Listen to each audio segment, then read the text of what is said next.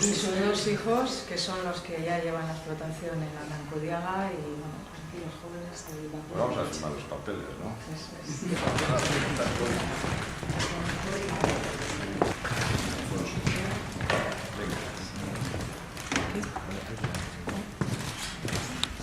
Es Maipua.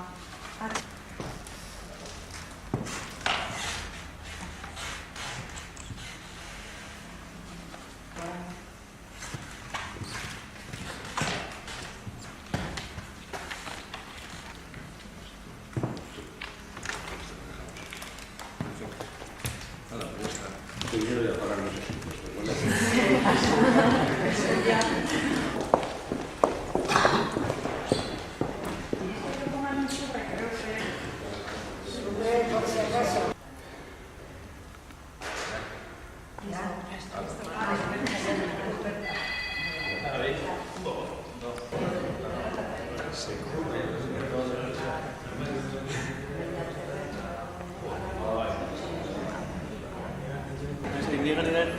Neue parafiko edo neu euren parafiko dira, sama...